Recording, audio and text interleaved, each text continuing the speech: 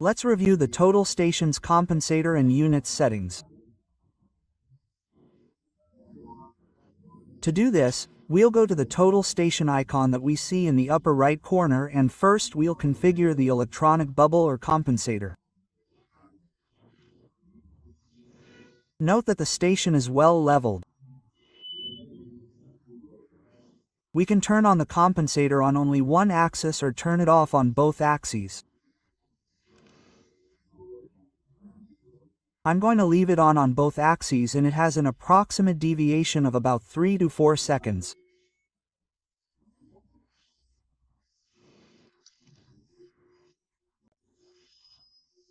Obviously, we can adjust that so that it is as close as possible to what would be 0, and in this way, we can leave the equipment ready for the field work.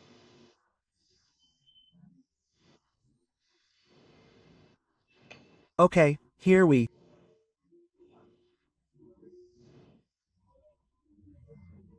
configure or display the electronic bubble, and in the configuration icon we're going to review each of these options, such as the unit's configuration. The angular unit that we work with is degrees, minutes, and seconds.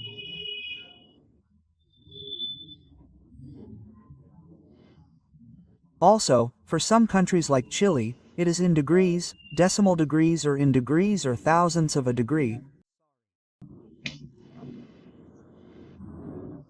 Distance unit, the international unit, meters.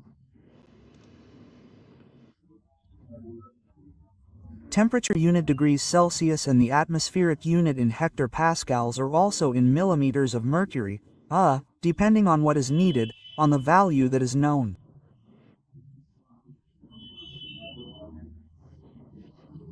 However, the N2 is a station that has a temperature and pressure sensor, so it can automatically measure these values at any point where we are. Okay, let's go to the angular configuration, the minimum angular reading. Remember that this does not refer to the precision of the station. The precision will always be 2 seconds of angular precision. This refers to the resolution that we are going to see in the angle on the screen. So, we are up to the level of seconds, or if we want to see the tenth of a second, I'm going to leave it at 1 second. What is going to be the reference for measuring vertical angles? Here we have the horizontal plane, which would be 0, left-right angle, that is, towards which the measurement of the angles will increase. It will always be clockwise, that is, towards the part or towards the right. And the compensator, if it will be off, if it will work on the x-axis, or if it will work on both axes. Distance configuration. The minimum distance reading, if we are going to see to the order of the millimeter or the tenth of a millimeter, the K coefficient, which will always be 0.14.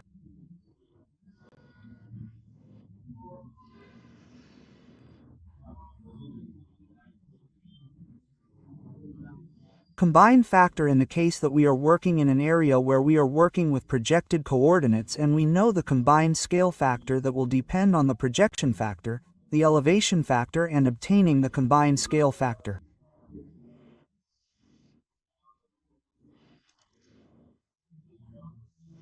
The temperature, pressure value, and its corresponding ppm to adjust the distance meter.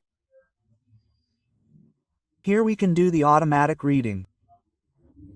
We are in the city of Lima, and currently the temperature at the site where we are is 24.4 Cel and the pressure is 100.1 calories. 1 hectopascal. The type of target. Here we can also configure if we are going to measure n quantities of times, continuous tracking, or simple. And if we are going to measure without a prism, target, or prism, but remember that there is a more convenient icon directly on the measurement interface. We can go back and let's go to what would be the auxiliary function. Why? Because calibration, everything that is here, should only be operated by technical service professionals.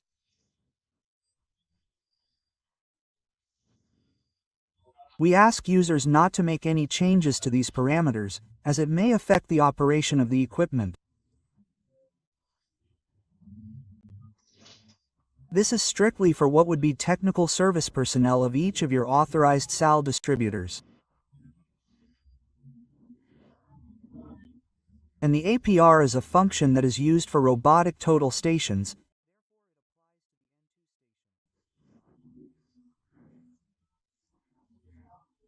And let's review the auxiliary functions where we can turn on or off the laser pointer, the laser plummet, and activate it for everything that would be the parking of the equipment. We can change what would be the brightness or intensity of the laser plummet. Also the illumination of the reticle in those cases where we are in areas with low light and we need to see the reticles more clearly.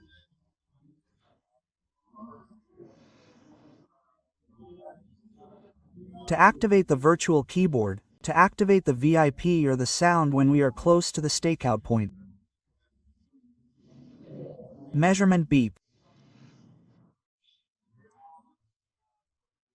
If we want an alert to exist every time the name of the point is duplicated, the software language, the order of the coordinates depending on the user's preference, if it is going to be northeast or height or east-north height.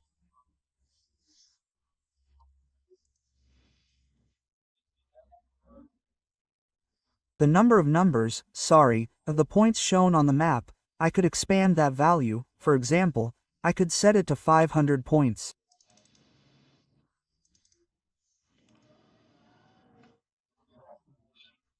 The network configuration means when we configure the internet that it is configured as global.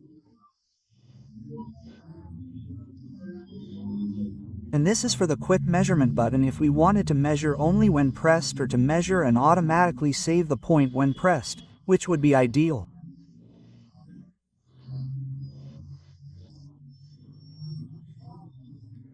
Okay, we can go back and in this way we have quickly configured what would be the compensator, visualize the compensator to see the leveling and activate it in both axes and everything related to configuring units and the workspace. See you in the next video.